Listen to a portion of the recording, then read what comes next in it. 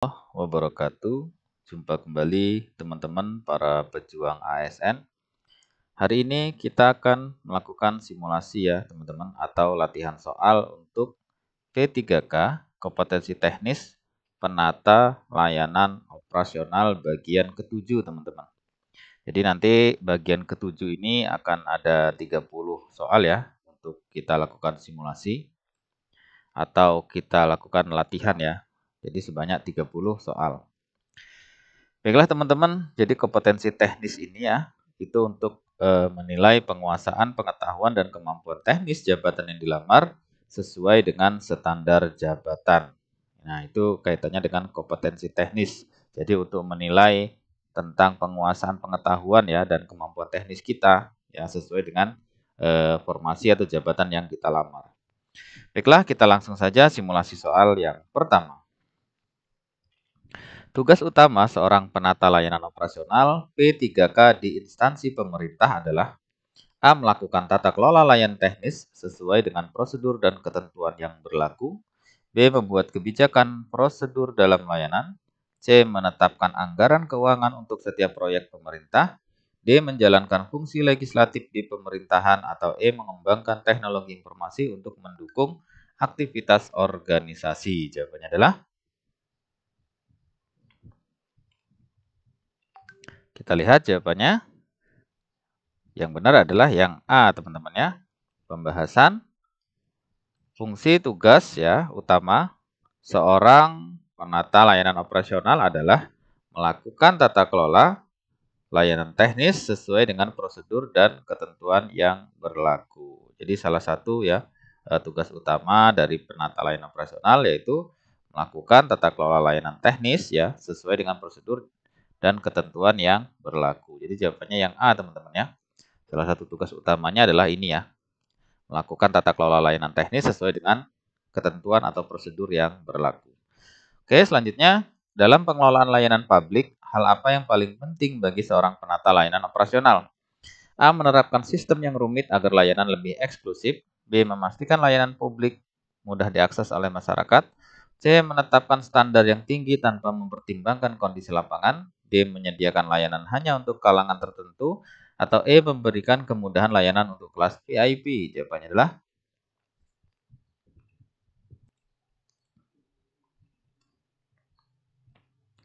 oke, jawabannya benar adalah yang B ya. Pembahasan salah satu hal penting dalam layanan publik bagi seorang penata layanan operasional adalah memastikan layanan publik mudah diakses oleh masyarakat. Jadi jawabannya yang B ya. Memastikan layanan publik mudah diakses oleh masyarakat. Selanjutnya, apa yang dimaksud dengan akuntabilitas dalam tugas penata layanan operasional? A. Tanggung jawab dalam menyusun laporan tahunan. B. Pengurangan biaya operasional. C. Penyederhanaan layanan tanpa proses yang jelas. D. Pertanggungjawaban terhadap hasil layanan dan penggunaan sumber daya operasional kepada masyarakat dan atasan. Atau E. Pertanggungjawaban secara moral setiap individu kepada setiap pekerjaannya. Jawabannya adalah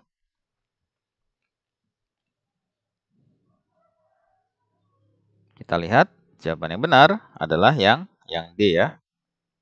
Pembahasan akuntabilitas dalam tugas seorang penata layanan bermakna bahwa penyelenggaraan pelayanan harus dapat dipertanggungjawabkan baik kepada publik maupun kepada atasan atau pimpinan unit pelayanan instansi pemerintah. Baik mengenai proses pelayanan, biaya pelayanan, maupun produk pelayanan serta penggunaan sumber daya. Nah, jadi jawabannya yang benar adalah yang D, teman-teman ya. Pertanggungjawaban terhadap hasil layanan dan penggunaan sumber daya operasional kepada masyarakat dan atasan.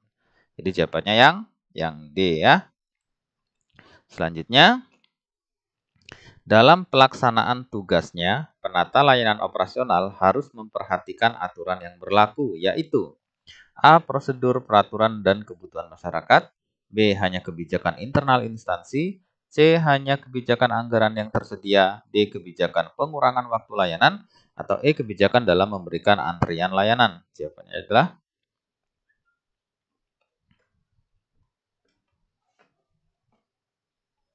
kita lihat jawaban yang benar adalah yang A, teman-teman ya. Pembahasan dasar aturan penata layanan operasional adalah prosedur dan peraturan yang berlaku di instansi terkait. Penata layanan operasional adalah jabatan pelaksana yang bertugas mengelola layanan teknis secara baik sesuai dengan aturan tersebut. Jadi di sini yang paling tepat itu adalah yang A ya. Nah, aturan yang berlaku seperti prosedurnya, kemudian peraturan ya, misalnya undang-undangnya, perda, perbub, dan lain sebagainya. Kemudian juga disesuaikan dengan kebutuhan masyarakat. Apa yang diperlukan, layanan apa yang diperlukan oleh masyarakat tersebut. Oke, selanjutnya. Untuk menjamin kelancaran penyelenggaraan pelayanan publik, yaitu layanan operasional, diperlukan A. Kedisiplinan dan ketelitian pegawai, B. Pelatihan untuk semua pegawai, C. Pembina dan penanggung jawab, D. Pengawasan kepada semua kinerja pegawai, atau E. Kerjasama antar pegawai. Jawabannya adalah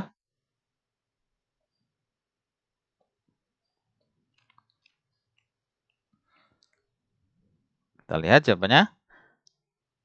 Oke, jadi jawabannya adalah yang C ya.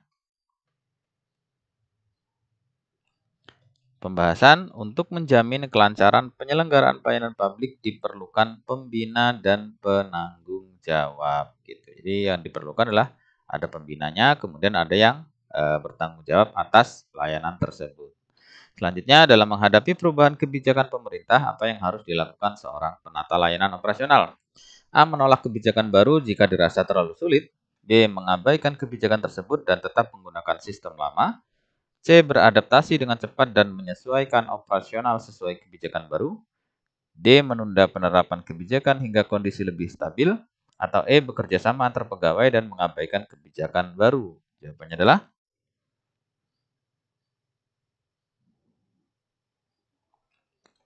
Oke, jawabannya yang C, teman-teman ya. Kalau ada aturan baru, kebijakan baru, kemudian pemimpin baru, kemudian atasan baru, dan lain sebagainya yang sifatnya itu adalah perubahan, maka jawaban yang kita pilih itu harus jawaban yang menyesuaikan perubahan itu. Dan jawaban yang di situ menunjukkan kemampuan kita bisa beradaptasi, bisa melaksanakan, bisa mengimplementasi atas perubahan baru tersebut gitu. Kalau kita lihat pembahasan menghadapi perubahan kebijakan pemerintah, seorang penata layanan operasional itu harus mampu beradaptasi dengan cepat dan menyesuaikan operasional sesuai kebijakan baru. Kemudian dapat mengimplementasikannya, gitu ya. Jadi jawaban yang tepat itu yang C. Beradaptasi dengan cepat dan menyesuaikan operasional sesuai kebijakan baru. Selanjutnya, dalam melaksanakan kegiatan penyelenggaraan dan mengelola layanan operasional sistem informasi berkewajiban menyediakan informasi kepada masyarakat secara A. Terbuka dan mudah diakses, B. Berita fakta, C. Cerita menarik, D. Singkat padat jelas, atau E. Tatanan warna dan penulisan bagus. Jawabannya adalah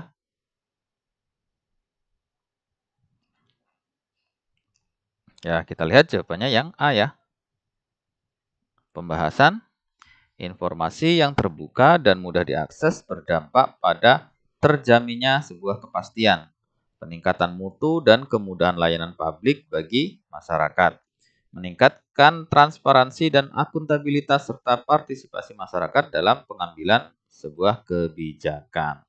Jadi jawabannya adalah yang A ya, terbuka dan mudah diakses. Selanjutnya, yang menjadi ciri-ciri resiko kegagalan penyelenggaraan pada pelayanan publik adalah A. Kerugian perseorangan, B. Tanggung jawab negara, C. Tanggung jawab warga, D. Tinggi dan langsung, atau E. Resiko kolektif banyak orang dan bersama. Ini maksudnya A. Kerugian ya, bukan terugian. Ini kerugian. Oke, jawabannya adalah ya, jawabannya yang benar adalah yang E, teman-teman ya. Kita lihat pembahasan resiko kolektif banyak orang dan bersama merupakan ciri-ciri resiko kegagalan penyelenggaraan pada pelayanan publik. Jadi jawabannya yang E ya, resiko kolektif banyak orang dan bersama. Selanjutnya, seorang penata layanan operasional harus memiliki pemahaman mendalam tentang regulasi pemerintah. Mengapa hal ini penting? A. Agar dapat sesekali melanggar regulasi jika diperlukan. B. Agar dapat menjalankan layanan operasional sesuai peraturan yang berlaku. C. Untuk memperpanjang proses layanan yang diberikan. D. Untuk menetapkan regulasi baru tanpa melibatkan atasan. E. Agar layanan dijalankan sesuai kebutuhan instansi. Jawabannya adalah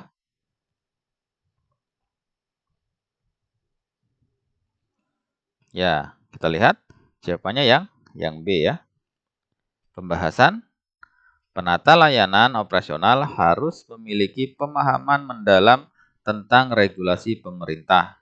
Karena agar dapat menjalankan layanan operasional itu sesuai dengan kebijakan dan peraturan yang berlaku. Jadi jawabannya yang B ya. Itu kita memahami regulasi pemerintah itu penting karena untuk apa? Agar dapat menjalankan ya layanan operasional itu sesuai dengan peraturan tersebut ya. Oke, selanjutnya apa yang dimaksud dengan sistem pengelolaan dokumen elektronik? A. Sistem pengarsipan manual dengan teknik vertikal.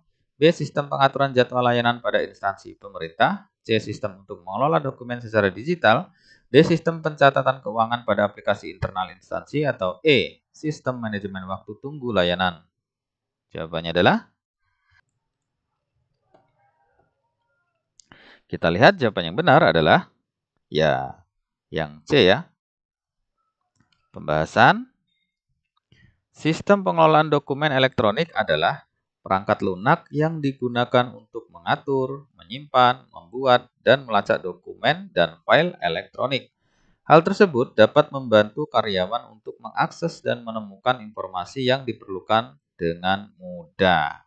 Nah, jadi kegiatan-kegiatan ini ya, yang mengatur, menyimpan, membuat, melacak, dan sebagainya itu masuk dalam pengelolaan ya. Jadi pengelolaan secara digital atau secara elektronik gitu. Jadi itu merupakan sebuah sistem atau sebuah aplikasi yang digunakan untuk mengelola dokumen secara digital. Oke, jawabannya yang C. Selanjutnya, mengapa penyusunan agenda dan rapat penting dalam administrasi perkantoran? A. Untuk mengatur pengelolaan dokumen. B. Untuk memastikan rapat berjalan dengan terstruktur dan efisien. C. Untuk mengelola keamanan dokumen. D. Untuk mengatur teknik pengarsipan. Atau E. Untuk menentukan warna dokumen. Jawabannya adalah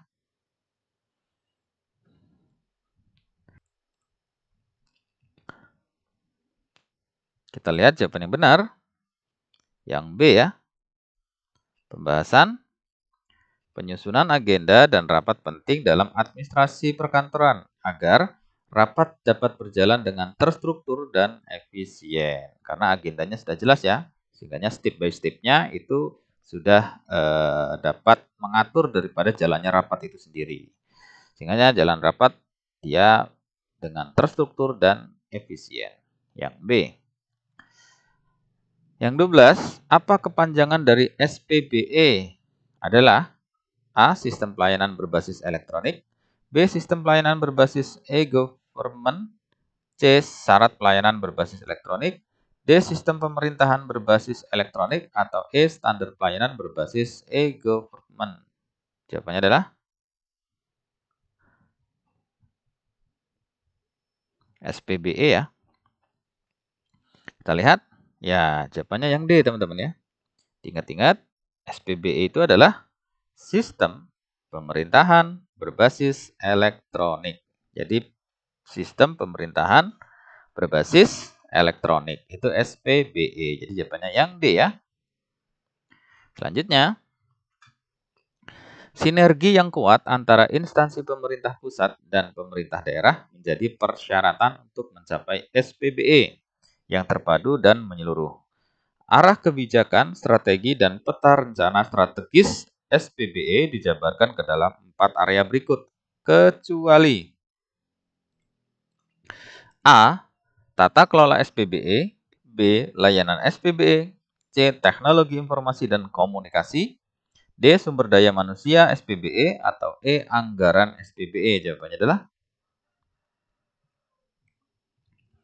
ya, kita lihat jawabannya yang E ya, karena kecuali berarti yang bukan. Kita lihat pembahasan. Arah kebijakan SPBE itu meliputi 4 domain, yaitu 1. Tata kelola. B. Layanan SPBE.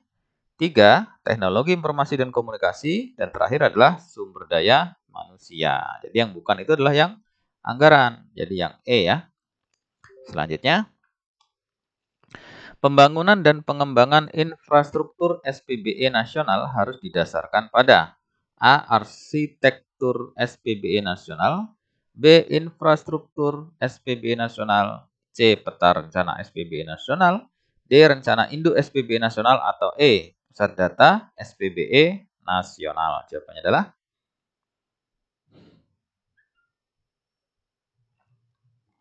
ya, jawabannya adalah arsitektur SPBE nasional ya. Kita lihat pembahasan.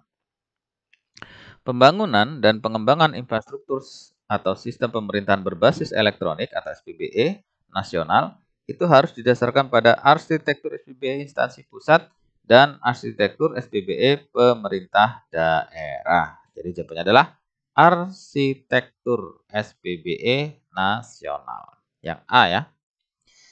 Selanjutnya, mengubah secara sistematis dan konsisten mekanisme kerja, pola pikir atau mindset ya, serta budaya kerja pada unit kerja yang dibangun adalah tujuan dari A. Manajemen kepegawaian, B. Manajemen integritas, C. Manajemen perubahan, D. Manajemen SDM, atau E. Manajemen sistem. Jawabannya adalah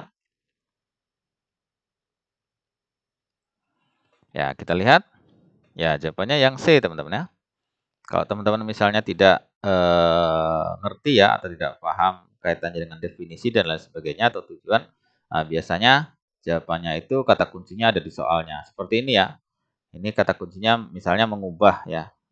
Artinya mungkin yang kaitan erat dengan mengubah di sini itu adalah apa jawabannya gitu. Nah, ini cara-cara yang mungkin bisa dipakai kalau misalnya sama sekali kita tidak tahu gitu ya. Nah, jadi pendekatan-pendekatan seperti ini boleh digunakan. Jadi jawabannya adalah manajemen perubahan ya. Kita lihat pembahasan. Manajemen perubahan adalah pendekatan sistematis untuk membantu organisasi, tim, dan individu beradaptasi dengan perubahan. Tujuannya adalah agar perubahan dapat diterima dan dijalankan dengan mudah oleh semua pihak yang terlibat. Jadi ini merupakan adalah manajemen perubahan ya. Oke, selanjutnya. Jika anggaran operasional yang tersedia terbatas, apa yang harus dilakukan penata layanan operasional? A. Mengabaikan keterbatasan anggaran dan tetap menjalankan semua program. B. Menunda semua kegiatan operasional hingga anggaran ditambah. C. Mengoptimalkan penggunaan anggaran agar tetap memenuhi kebutuhan operasional. D. Mengurangi standar layanan publik yang diberikan. Atau E. Menambah jam kerja. Jawabannya adalah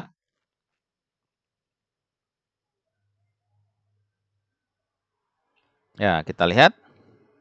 Oke, jawaban yang benar adalah yang C ya. Pembahasan yang dilakukan seorang penata layanan operasional adalah mengoptimalkan penggunaan anggaran agar tetap memenuhi kebutuhan operasional, gitu ya. Jadi misalnya terjadi sebuah anggaran operasional yang begitu minim ya atau sangat terbatas, nah itu yang dilakukan oleh seorang penata layanan, dia harus mengoptimalkan ya, harus mampu bisa mengoptimalkan anggaran tersebut agar tetap memenuhi kebutuhan operasional gitu. Jadi tetap bisa mengelola ya, memanage daripada anggaran yang terbatas atau yang kurang tersebut. Oke, jawabannya yang C ya. Selanjutnya, di bawah ini yang merupakan prinsip dasar dari manajemen operasional adalah A. Analisis pasar, B. Efisiensi dan akuntabilitas, C. Pengelolaan sumber daya manusia, D. Komunikasi dengan stakeholder, atau E. Manajemen waktu. Jawabannya adalah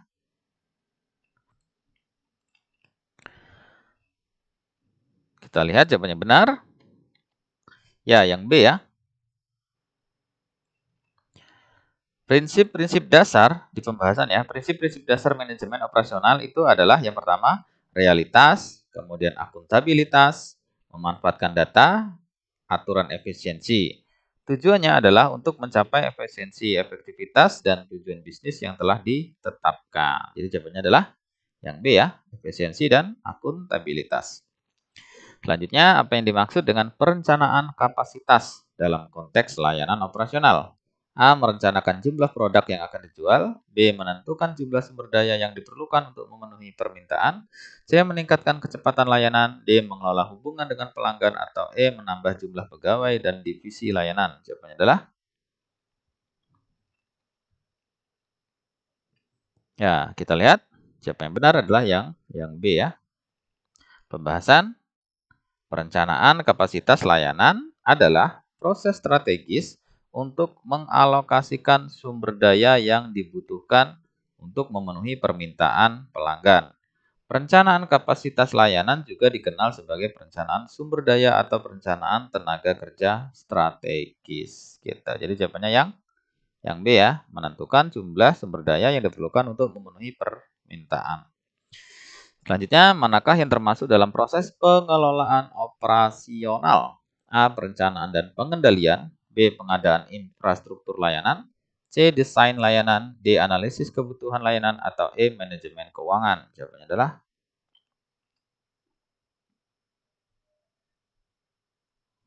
ya, kita lihat. Yang benar adalah yang A ya.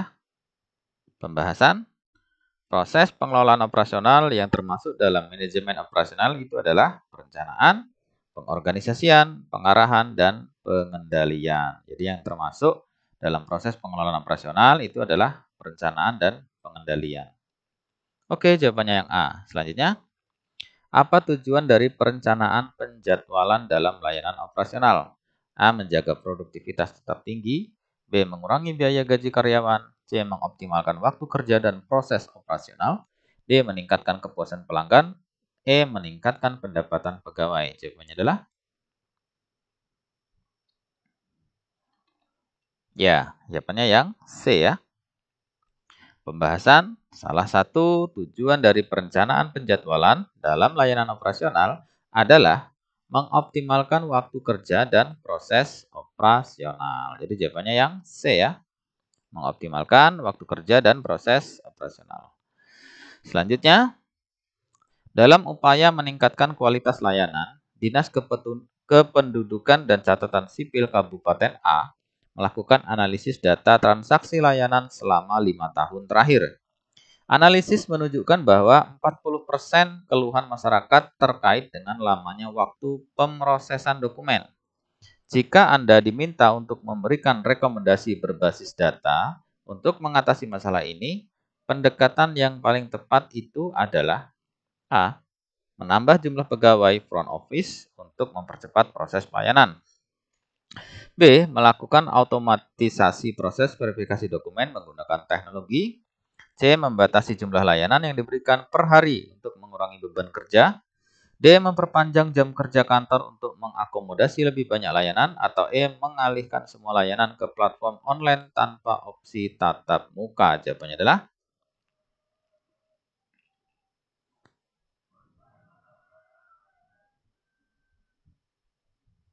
kita lihat jawabannya benar. Ya, yang B ya. Jadi untuk mengatasi masalah di atas, kalau kita lihat pembahasan, menggunakan teknologi adalah langkah paling tepat untuk masalah pada soal di atas ya. Karena teknologi membantu mempercepat dan mengautomatisasi sebuah proses sehingga hasilnya bisa lebih efektif dan efisien gitu. Jadi ada 40% masyarakat mengeluhkan ya tentang lamanya waktu pemrosesan dokumen. Sehingganya saat pemrosesan dokumen biar cepat ya. Karena yang dikeluhkan adalah lama, itu kita lakukan dengan teknologi. Dengan cara automatisasi proses verifikasi ya. Jadi otomatisasi proses verifikasi menggunakan teknologi itu salah satu cara untuk mempercepat pemrosesan dokumen yang dikeluhkan oleh masyarakat ya, 40% ya. Oke, jawabannya yang B ya. Selanjutnya, pemerintah Provinsi A berencana mengimplementasikan sistem aplikasi baru yang lebih canggih dan efisien untuk seluruh layanan publik online. Dalam proses perencanaan ditemukan bahwa beberapa OPD memiliki kekhawatiran terkait keamanan data. Sebagai penata layanan operasional, strategi terbaik untuk mengatasi kekhawatiran ini sambil tetap mendorong mengimplementasikan aplikasi baru tersebut adalah A. Mengabaikan kekhawatiran dan memaksa semua OPD untuk mengadopsi aplikasi baru. B. Membiarkan OPD yang khawatir untuk tetap menggunakan sistem yang lama. C. Mengimplementasikan sistem baru dengan fitur keamanan berlapis dan melakukan sosialisasi intensif kepada semua OPD. D. Menunda penggunaan aplikasi baru sampai semua OPD tidak khawatir lagi. Atau E. Menerapkan dua sistem, yaitu sistem lama dan sistem baru untuk dipilih oleh OPD. Jawabannya adalah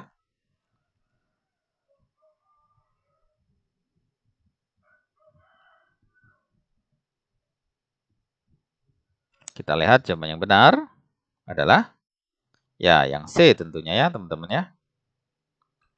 Pembahasan strategi terbaik untuk mengatasi kekhawatiran di atas dan tetap mendorong semua OPD mengimplementasikan aplikasi baru adalah dengan membuat keamanan berlapis pada aplikasi baru tersebut dan melakukan sosialisasi secara intens kepada semua OPD untuk meyakinkan bahwa aplikasi baru lebih memudahkan dalam pelaksanaan pekerjaan gitu. Jadi yang benar adalah yang C ya. Jadi mengimplementasikan sistem baru dengan fitur keamanan berlapis. Ya, sehingga ini menjawab ya. Keamanan berlapis menjawab kekhawatiran OPD tentang keamanan data. Kemudian melakukan sosialisasi intens kepada semua OPD. Nah, sehingga sosialisasi itu memberikan sebuah pemahaman kepada OPD bahwasanya data itu sudah bisa dipastikan persentasenya 99 mungkin hampir 100% aman. Sehingga kekhawatiran OPD itu hilang. Oke, jawabannya adalah C ya. Selanjutnya, Dinas Penanaman Modal dan Pelayanan Terpadu Satu Pintu atau DPM PTSP Kota A mengalami lonjakan signifikan dalam pengajuan izin usaha online. Sistem database yang ada mengalami overload, menyebabkan kelambatan dan kadang crash. Sebagai solusi jangka pendek sambil menunggu upgrade infrastruktur, tindakan yang paling tepat adalah A. Membatasi jumlah pengajuan izin online per hari. B. Mengalihkan sebagian pengajuan ke proses manual. C. Menerapkan sistem antrian digital dengan estimasi waktu tunggu. D. Memperpanjang waktu proses izin untuk mengurangi beban sistem. Atau E. Menonaktifkan layanan online sementara waktu. Jawabannya adalah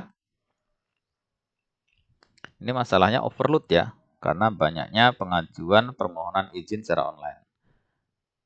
Nah, hal itu yang dapat diusulkan ya. Yang dapat dilakukan oleh penata layanan operasional yang tepat itu seperti apa. Selanjutnya, kita lihat jawabannya benar. Ya, jawabannya benar adalah yang C, teman-teman ya. Pembahasan. Tindakan yang tepat untuk mengatasi masalah di atas adalah menerapkan sistem antrian digital dengan estimasi waktu tunggu. Sehingga pengajuan tetap berjalan dan sistem tidak mengalami overload. Gitu ya. Jadi jawabannya yang C ya, menerapkan sistem antrian digital dengan estimasi waktu tunggu. Selanjutnya, pemerintah Provinsi B ingin mengimplementasikan dashboard kinerja layanan real-time untuk meningkatkan transparansi dan akuntabilitas. Namun, ditemukan bahwa data dari berbagai OPD memiliki format yang berbeda-beda. Langkah paling efektif untuk mengatasi masalah ini adalah A. Memaksa semua OPD untuk mengubah format data mereka ke standar baru. B. Membuat dashboard terpisah untuk setiap format data OPD. C. Membatasi dashboard hanya untuk OPD dengan format data yang sudah sesuai. D. Menunda implementasi dashboard sehingga semua OPD menyeragamkan format data. E. Menggabungkan dahulu data dari berbagai sumber menjadi satu database untuk standarisasi data. Jawabannya adalah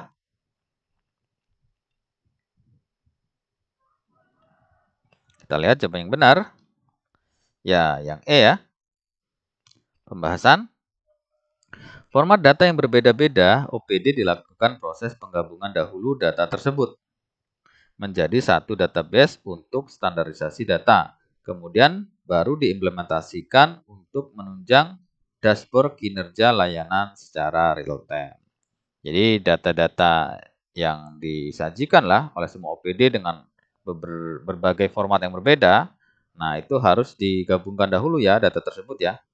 Jadi data-data itu digabungkan dahulu, kemudian menjadi satu database, kemudian distandarisasi data tersebut.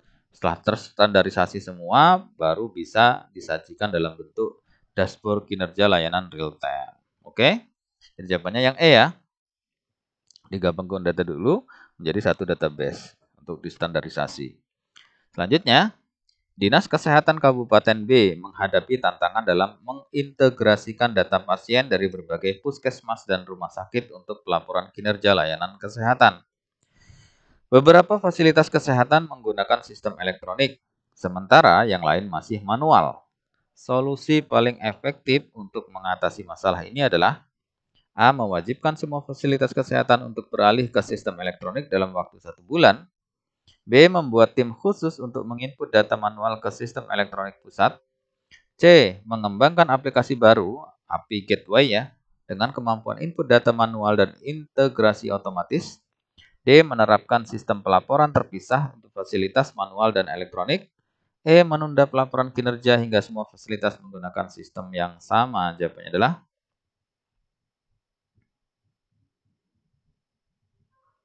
kita lihat. Ya, jawabannya benar adalah yang C ya teman-teman ya. Pembahasan mengembangkan aplikasi baru API Gateway dengan kemampuan input data manual dan integrasi otomatis untuk mengatasi sistem yang masih berbeda, yaitu manual dan elektronik. Jadi jawabannya yang C ya. Mengembangkan sebuah aplikasi baru ya, dalam hal ini API Gateway ya, dengan kemampuan input data manual dan integrasi otomatis. Jadi terintegrasi secara otomatis. Oke, selanjutnya. Pemerintah Kabupaten A menghadapi masalah penumpukan sampah di tempat pembuangan akhir. Sebagai penata layanan operasional, pendekatan pemecahan masalah kreatif apa yang paling efektif untuk mengatasi situasi ini? A. Membangun insinerator baru untuk membakar sampah. B. Menerapkan sistem pengelolaan sampah berbasis masyarakat. C. Menutup tempat pembuangan dan membuka lokasi baru. D. Mengekspor sampah ke kota tetangga. Atau E. Menggali lubang yang lebih dalam untuk menampung sampah. Jawabannya adalah,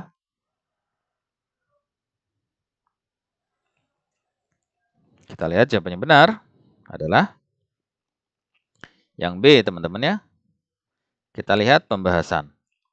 Menerapkan sistem pengelolaan sampah berbasis masyarakat adalah pendekatan pengelolaan sampah yang melibatkan partisipasi aktif masyarakat dengan tujuan agar masyarakat menyadari bahwa permasalahan sampah merupakan tanggung jawab seluruh lapisan masyarakat. Sehingga hal itu dapat mengurangi volume sampah yang masuk ke tempat pembuangan akhir dan memberdayakan masyarakat secara ekonomi gitu. Jadi kalau kita misalnya menerapkan ya teman-teman, menerapkan sistem pengelolaan sampah berbasis masyarakat, ini akan banyak masyarakat yang terlibat aktif ya. Mereka berpartisipasi terhadap pengendalian daripada sampah tersebut. Jadi setiap masyarakat nanti akan melakukan pengelolaan sampah ya. Misalnya ada sampah yang memang masih bisa didaur ulang, ada sampah yang misalnya bisa dibuat kayak semacam kerajinan-kerajinan. Nah, itu kan bisa meningkatkan juga secara ekonomi ya, memberdayakan mereka yang mengolah sampah menjadi barang-barang yang bernilai ekonomi dan lain sebagainya. Sehingga tidak semua sampah masuk ke dalam tempat pembuangan akhir, tapi sampahnya difilter dulu oleh masyarakat. Mana yang memang tidak bisa digunakan, mana yang masih bisa digunakan. Ada yang memang digunakan masyarakat untuk dihancurkan, dijadikan pupuk kompos gitu ya, dan lain sebagainya. Oke, sehingga paling tepat adalah menerapkan sistem pengelolaan sampah berbasis masyarakat ya, yang B. Selanjutnya, sebuah kota besar di Indonesia mengalami masalah kemacetan parah. Sebagai penata layanan operasional, Anda diminta untuk mengusulkan solusi inovatif berbasis teknologi. Manakah dari berikut ini yang paling efektif dan berkelanjutan? A. Pembangunan jalan layang otomatis. B. Penerapan sistem transportasi put personal. C. Implementasi sistem manajemen lalu lintas cerdas. D. Penggunaan drone untuk pengiriman barang. Atau E. Pembatasan kendaraan bermotor dengan plat ganjil genap. Jawabannya adalah, kita lihat jawabannya benar adalah ya yang C ya.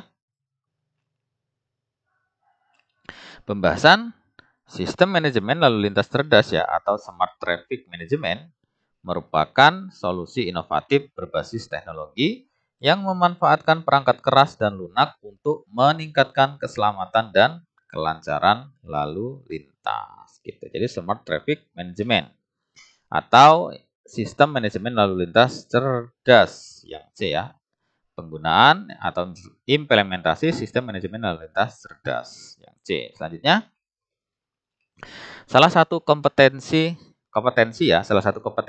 utama seorang penata layanan operasional adalah keterampilan analitis.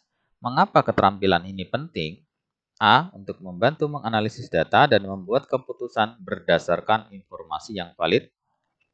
B. Untuk bisa menunda pekerjaan yang dianggap tidak penting. C. Untuk menghindari pekerjaan teknis dan fokus pada tugas administratif. D. Untuk menilai kinerja pegawai tanpa menggunakan data apapun. Atau E. Untuk mempercepat proses pelayanan. Jawabannya adalah ya, jawabannya yang A ya. Pembahasan keterampilan analitis penting karena untuk membantu menganalisis data dan membuat keputusan berdasarkan informasi yang valid, sehingga bisa memecahkan masalah, membuat keputusan, dan mengkomunikasikan temuan. Ya, jadi keterampilan analitis itu penting bagi seorang penata layanan. Nah, gunanya untuk apa? Untuk membantu menganalisis data dan membuat keputusan berdasarkan informasi yang valid. Oke, jawabannya yang A. Selanjutnya, ketika menghadapi kondisi darurat yang mempengaruhi layanan publik, apa yang harus dilakukan penata layanan operasional? A. Mencari solusi sementara dan memastikan layanan publik tetap berjalan. B. Menunda semua layanan hingga keadaan normal kembali. C. Menyerahkan tanggung jawab kepada pihak lain tanpa memberikan arahan. D. Menghentikan operasional tanpa memberitahuan kepada masyarakat. E. Membuat antrian panjang untuk mengulur waktu. Jawabannya adalah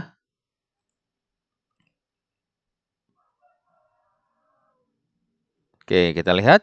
Jawaban yang benar adalah yang A, teman-teman ya.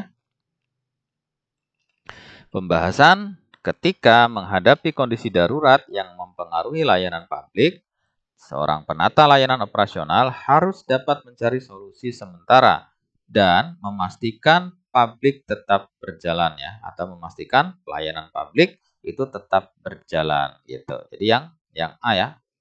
Jadi mencari solusi sementara dan memastikan layanan publik tetap berjalan. Selanjutnya, apa yang menjadi perhatian utama seorang penata layanan operasional dalam pengelolaan infrastruktur operasional?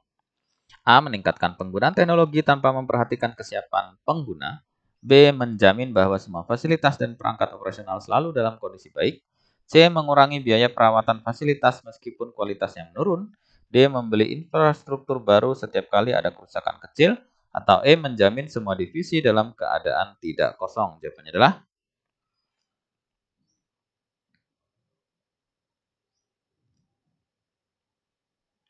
ya. Jawabannya benar adalah yang B, teman-teman ya. Pembahasan yang menjadi perhatian utama seorang penata layanan operasional dalam pengelolaan infrastruktur operasional adalah menjamin bahwa semua fasilitas dan perangkat operasional selalu dalam kondisi baik. Sehingganya semua fasilitas tersebut ya atau perangkat operasional tersebut itu bisa digunakan untuk mendukung ya, menunjang daripada kegiatan pelayanan kepada masyarakat. Sehingga jaminan bahwa fasilitas dan perangkat operasional itu selalu dalam kondisi baik. Yang B, teman-teman ya, menjamin semua fasilitas dan perangkat operasional selalu dalam kondisi baik. Baiklah teman-teman, demikianlah ya 30 daripada contoh soal untuk kompetensi teknis penata layanan operasional.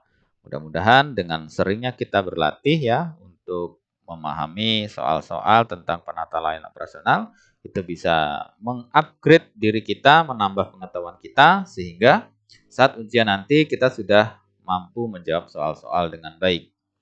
Dan pada akhirnya teman-teman, hasil yang baik itu dikarenakan usaha yang baik. Terima kasih, semoga sukses. Sampai jumpa di pembahasan soal berikutnya. Assalamualaikum warahmatullahi wabarakatuh. Salam.